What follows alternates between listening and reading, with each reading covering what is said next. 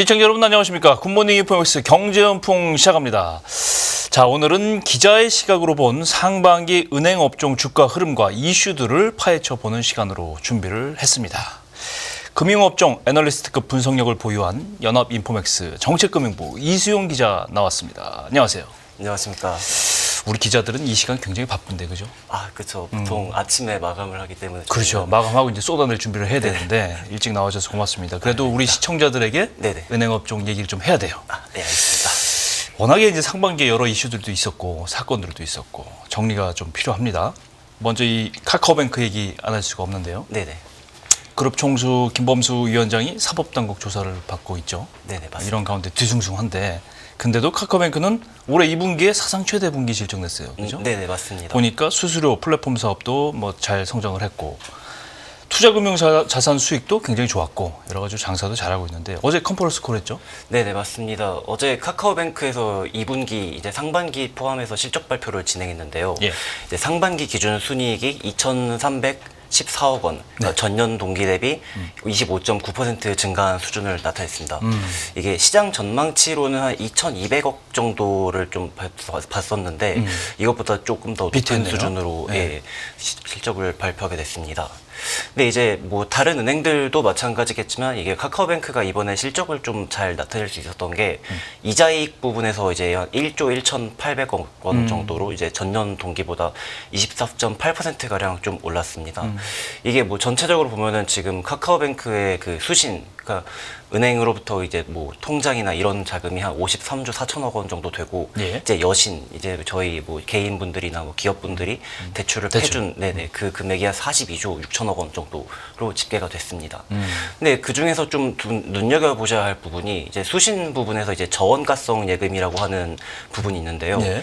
이제 보통 은행에 가면 이제 저희가 뭐 정기예금을 하는 경우도 있고 이제 좀 수십 출금식으로 그냥 뭐 0.1% 정도 되는 뭐 그런 이자 부분이 거의 없이 하는 네, 거? 거의 없는 그 자주 뺄 수도 있고 뭐 그런 또 통장이 하나 있는데 그 부분에 있어서 좀 카카오뱅크의 예금 비중이 56.9% 정도로 상당히 높은 수준을 좀 보이고 있습니다. 이게 은행권 평균적으로 보면 38.5% 정도로 좀 나오고 있는데요. 그만큼 이제 은행에서 예금 이자로 주는 것보다 이제 좀 낮은 수준으로 이자 비용을 좀 절감할 수 있다. 좀 이런 정도로 좀 보시면 될 것 같습니다. 근데 간단히 얘기해서 예대마진 많이 남겼다는 얘기예요. 네, 그렇죠.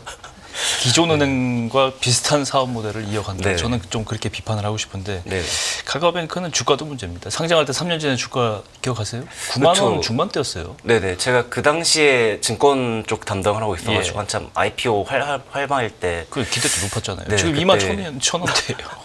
그때 9만 얼마까지 9만 4천 갔었던 원. 기억이 있어가지고 예, 예. 네네. 그렇습니다. 이게 주가도 문제고 관리도 좀 해야 되겠어요. K뱅크는 아직 상장을 안 했는데 이제 두 번째 도전한다죠? 곧? 네네, 예, 맞습니다. 재수를 하는 건데 네네. 1차로 22년에 시도했다가 좀 무산이 됐고 네네. 근데 지금 그때보다도 보니까 성장성도 좋고 K뱅크가 네네. 증시 입성 기대감도 높아졌고 네. 이제 9년째 되는 은행인데 네네, 맞습니다. 어떻게 보세요? 지금 K뱅크 같은 경우는 말씀 주신 대로 2022년에 상장을 좀 진행했는데 당시 이제 좀 시장 상황이 굉장히 좀 어려웠기도 하고 그렇죠. 하다 보니까 접었고 이제 지난 6월 말에 다시 거래소에 좀 제출을 했는데요. 근데 이게 순이익 측면에서 보면은 뭐 작년 기준으로는 조금 안 좋아요. 작년 연간 기준으로는 순이익이 128억 원 정도인데 네. 이게 어쨌든 인터넷 전문 은행 같은 경우 좀 뭐 중저신용자 신용대출 비중도 좀 있고 네. 하다 보니까 충당금 이슈가 좀 많았습니다. 오. 네, 그런데 또 올해 1분기 같은 경우는 507억 원을 벌었어요. 그러니까 작년 전체적으로 128억 원에서 올해 1분기만 그렇게 500억 이상을 번 건데 그러네요. 그런 좀 충당금 이슈를 좀 덜어내기도 했고 예. 이제 뭐 아까 카카오뱅크랑 좀 마찬가지로 K뱅크도 이제 뭐 이자이익도 많이 늘었고 거기도 특히나 뭐 아파트 담보 대출 같은 거를 하는데 이제 또 대환 대출을 좀 진행하다 보면 이쪽으로도 좀 인터넷 은행 금리가 낮다 보니까 수요가 좀 많이 몰리고 있습니다. 그렇군요. 그리고 최근 어제 좀 발표하기도 한 것도 이제 개인 사업자 대상으로 이제 좀 부동산 담보 대출까지 출시를 하면서 예. 이제 그런 뭐 소호 대출이라고 하죠. 이쪽까지도 조금 발을 더 넓힐 수 있는 사업 영역을 확장했다. 네네, 그러고 있습니다. 대형 지주사들 상반기 실적 전체적으로 좀 보여줄 필요가 있는데 금융지주하고 은행들의 보니까 자본시장 부문 실적은 작년보다는 줄어들었어요. 네네, 그죠? 맞습니다. 네, 4대 금융회사, 금융지주들 좀 분석을 해주세요. 네, 이제 전반적으로 아까 뭐 말씀드린 대로 이제 좀 예대 마진이 조금 많아졌다 보니까 이제 순이익 측면에서는 조금 잘 나왔어요. 그래요? KB금융그룹 같은 경우는 이제 2조 7,815억 원 정도로 나왔고 네. 신한금융도 2조 7,470억 원, 하나금융은 이제 2조 687억 원 정도로 이제 다 2조 원대를 넘었고 우리금융지주 같은 경우는 아직 그렇게 뭐 증권사나 보험사가 좀 없었다 보니까 1조 7,554억 원 정도의 그렇죠. 순이익을 올렸습니다. 근데 그 중에서 이제 좀 이자이익 부분이 조금 많았는데요. 그러니까 방금 말씀드린 순이익 부분을 빼고 그냥 전체적인 뭐 매출, 뭐 수익 정도로 보면은 이자이익 부분에서 이제 KB금융이 한 6조 3천억 정도를 벌었고 네. 나머지 금융지주들도 한 4조 원 넘는 좀 이자 수익을 내기도 했습니다.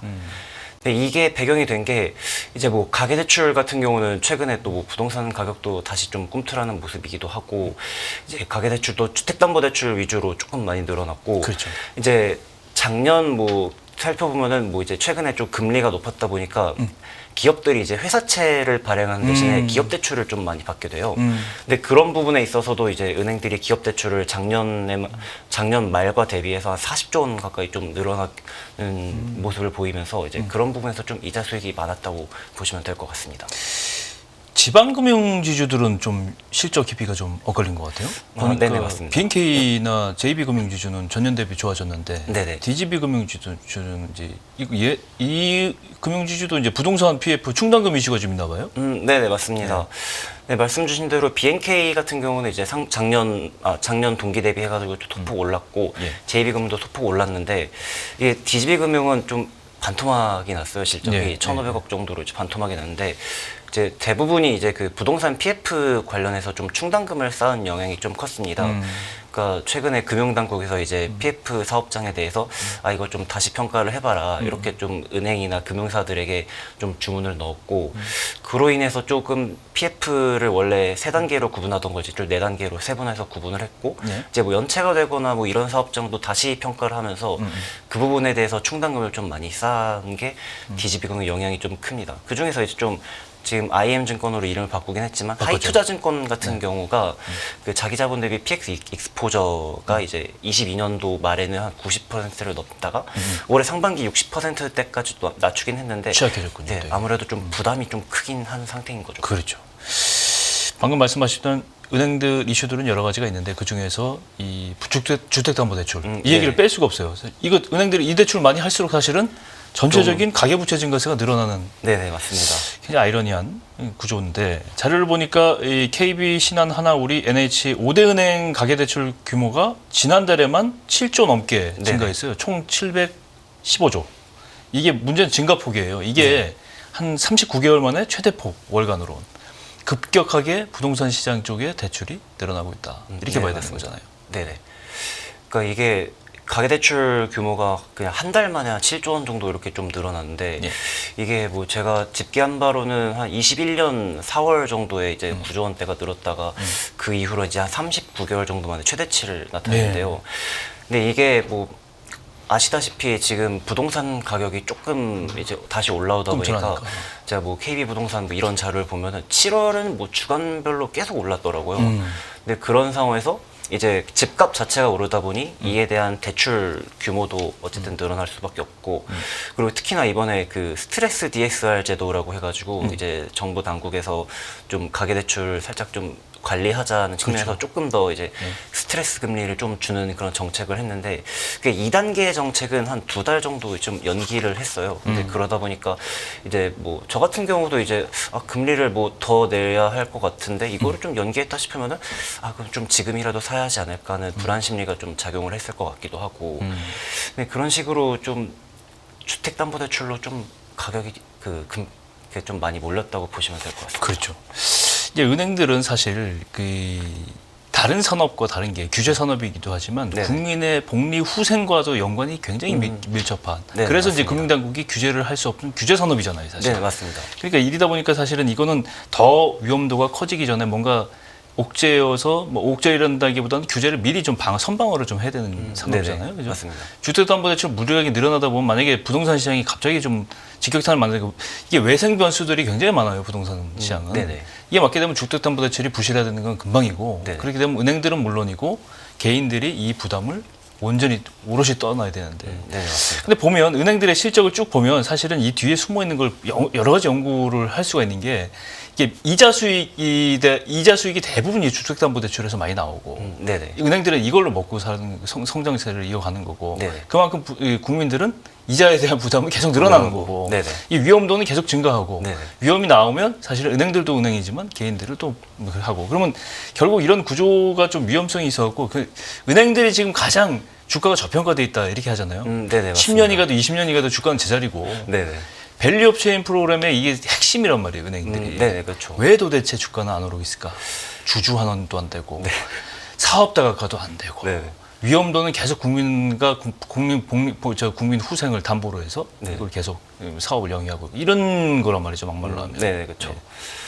근데 이게 뭐 은행 주가 같은 경우는 좀 변동성이 작다. 그러니까 좀 상승폭과 뭐 하락폭이 작게 그냥 쭉 가고 이제 뭐 이전 같은 경우는 그냥 좀 뭐 그래도 배당 조금 뭐 잘 나오고 하니까 네. 그냥 뭐 그런 정도로 좀 투자를 많이 하는 경우가 있었는데 최근 들어서 이제 좀 밸류업 프로그램에 대한 관심도 많아지고 하다 보니까 이제 그러면 그 PBR 주가 순자산 비율이라고 하는 게 뭐 1배 정도는 돼야 된다고 말씀을 많이 하시는. 1배들이 안 돼요. 네, 지금 대부분 금융지주를 보면 한 0.45배 그러니까요. 정도 되고 있어가지고, 그러니까 만약에 제가 뭐 1조 원의 돈이 있다 치면은 제 지금 시가총액이 5천억이라고 평가를 받는 거랑 좀 그러니까요. 유사한 상황인데 네. 사실 좀 말이 안 되는 부분이긴 합니다. 그렇죠. 이게.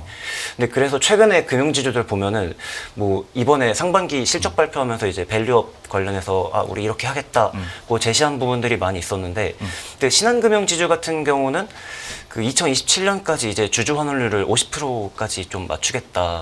그러니까 총 주주 환원율 해가지고 뭐 배당을 포함해서 뭐 자사주 소각 이런 부분을 좀 대폭 늘리겠다고 좀 말씀을 많이 하면서 좀 그런 기대감이 좀 많이 올라가긴 한 것 같습니다. 그렇군요. 은행들의 영업 내용은 어떻게 보세요? 은행들이 지금 전통적으로 이자 수익에 많이 의존을 하는 건데 네네. 비이자 수익 부분 늘리기 위해서 어떤 시도가 있어야 될 텐데 그런 게 좀 뚜렷하게 나오는 걸 들어본 적이 없어요. 근데 비이자익 같은 경우는 이제 뭐 뭐 국내 은행이랑 해외 은행이랑 직접적인 비교는 하기 힘들지만 이제 해외 은행들은 뭐 저희가 뭐 투자 은행이나 뭐 그런 식으로 좀 불리기도 하는데, 그렇죠. 근데 그런 식으로 좀 포트폴리오를 넓힐 필요가 있다고는 보고 있고, 그래서 금융당국에서도 이제 지난해부터 이자익 비중을 좀 낮춰라, 비이자익을 좀 늘려라라는 주문을 좀 많이 하면서 이제 가장 쉬운 방법 중에 하나는 이제 뭐 해외 쪽으로 투자. 좀 해외 투자를 많이 해서 이제 이론상으로 이제 해외에서 돈을 많이 벌어서 그 돈으로 이제 좀 뭐 국내에 좀 활용을 하거나 아니면 은행 산업 자체가 좀 많이 성장을 해야 아까 말씀 주셨던 그런 주가 순자산 비율이나 이런 부분에서 또 밸류가 올라갈 수도 있고, 그렇죠.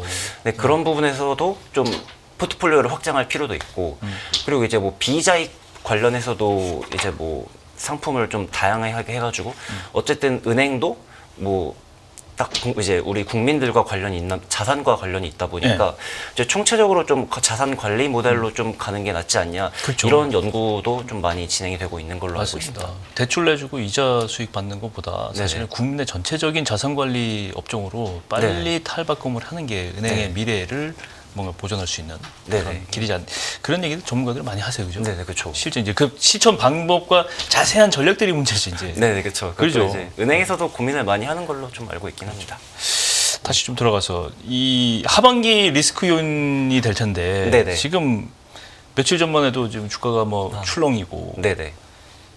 증시도 뭐 최악의 폭락세를 보였다 다시 좀 반등하긴 했지만 네네. 이 변동성 확대돼 이게 이렇게 되면요 금리 환율 이런 게 이 변수들이 움직여 버리면 리스크가 굉장히 자금 시장 쪽으로 몰리면서 은행들이 굉장히 위험도가 쫙 높아지는 거예요. 네네, 그죠? 맞습니다. 변동성 지수 높아지고 그러면 은행들이 좋을 게 하나도 없는데 긴 거 점검에 들어갔다고는 하는데 이 굉장히 점검 잘해야 돼요 사실은. 네네, 맞습니다. 은행들이 자금 운용을 하는데 손실을 볼 가능성이 높아지고 네네. 채권들이 부실화되고 뭐 이런 것들이 연쇄적으로 일어날 거 아니에요. 증시 발중국이 만약에 실물 시장을 확대되면 기업 신용 리스크를 번져요. 아까 네, 말씀하신 맞습니다. 회사채 발행 이런 것들 다 좀 약간 부실화되면서 보유한 회사채들도 그렇고 운용 자산들이 다 부실화될 수 있는 그런 위험이 있는데 특히 부동산 PF 이쪽이 이제 언제든지 터질 수 있는 가능성이 있다. 저는 그렇게 생각하는데 위기 대응을 해야 되는데 어떤 구체적인 위기 대응 방안이 좀 알려진 것들이 있을까요? 아직 근데 말씀하신 것처럼 좀 금융시장이 좀 최근에 이제 뭐 코스피도 뭐 장중에 10% 정도 나가는 등 좀 혼란이 많았는데요. 근데 은행 차원에서 보면은 이제 상대적으로 은행이 이렇게 말씀하셨던 그런 안정성 부분을 좀 강조하기도 하고 자산 규모가 크다 보니까 네. 채권 포지션이 좀 많습니다. 그렇죠.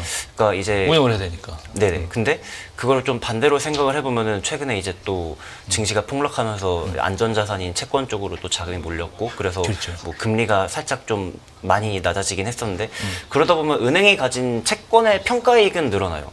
그러니까 채권의 평가이익은 늘어나는데 근데 반대로 또 위험이 있는 부분들이 이제 아까 기업 대출 좀 많이 늘었다고 말씀을 드렸는데 그렇죠. 기업 대출 부분에서도 좀 리스크가 커질 수 있는 게 좀 있습니다. 왜냐면은 주식이 폭락을 할 경우에 이제 기업들이 가진 자산 뭐 주식을 포함해 가지고 그런 부분들에서 또 위험도가 생길 수도 있고 그렇죠. 그리고 이제 주식이 트리거가 될 가능성이 좀 있다는 거죠. 그러니까 이제 어쨌든 뭐 주식, 채권, 외환 다 얽혀 있는 상황인데 뭐 이번에 주가 폭락 같은 경우도 이제 뭐 엔캐리 트레이드 청산 관련해 가지고 또 이제 세계 자금이 움직였다라고 그렇죠. 좀 말이 나오는 것처럼 이제 국내에서도 그러면은 주식을 그걸로 해가지고 또 환율 부분에서도 또 영향이 미칠 수도 있고 그러니까 만약에 원화가 지금 뭐 한 1370원대에서 좀 레인지를 형성하고 있긴 한데 그게 갑자기 이제 뭐 엔화 강세로 돌아서면서 원화까지도 또 같이 강세로 갈 경우 그렇죠. 근데 국내 같은 경우는 이제 수출 기업이 좀 많다 보니까 뭐 수출 기업들의 수출도 조금 더 안 좋아질 수도 있고 그리고 이제 원화 강세가 나타나다 보니까 그런 수출 대금이나 그런 자금 흐름들이 좀 안 좋아질 수도 있는데 그래서 어제도 이제 일본은행 중앙은행에서도 이제 좀 약간 완화적인 메시지를 내면서 그런 엔화 강세를 조금 더 누그러뜨리긴 했는데 이제 이게 은행들 입장에서는 그러니까 이게 말 한마디 아니면 뭐 경제 지표 하나 이런 부분에서도 약간 좀 왔다 갔다 할 수 있다 보니까 이런 부분에 대해서 이제 뭐 그러면 우리가 가진 기업들의 뭐 리스크는 좀 기업 대출의 리스크는 어느 정도인지 우리가 가진 포지션의 익스포전 리스크는 어느 정도인지 이런 거를 좀 점검을 하고 있다고 보시면 될 것 같습니다. 그렇군요. 전체적으로 리스크를 잘 해치를 하는 네네. 하반기가 돼야 된다. 전략을 네, 잘 짜야 된다. 그렇게 마무리를 좀 하고 싶고 다시 한번 말하지만 은행들은 이제 주주 환원도 좀 잘해야 되고 네, 맞습니다. 기업 주가도 좀 관리를 좀 해야 되고 네네. 최저 PBR도 좀 개선을 해야 되고 네네. 그만큼 주주 환원에 신경을 좀 써야 되고 배당도 좀 잘해야 되고 맞습니다. 그죠? 기업 가치 평가 제고를 좀 해야 됩니다. 투자 전략 다각화도 방금 말씀하셨듯이 꼭 필요하고 네. 숙제가 많은 은행들 앞으로 이순 기자가 많이 좀 이 기사를 다뤄주면서 은행업종 발전에 좀 기여를 해주시기 바랍니다. 알겠습니다. 고맙습니다. 네, 감사합니다. 네. 끝나지 않은 여정, 변화의 물결소. 우리의 질문은 계속될 것입니다. 거대한 역사로 읽는 인간의 욕망과 부의 흐름. 새로운 부의 미래를 알려드립니다. 자본주의의 적은 자본주의.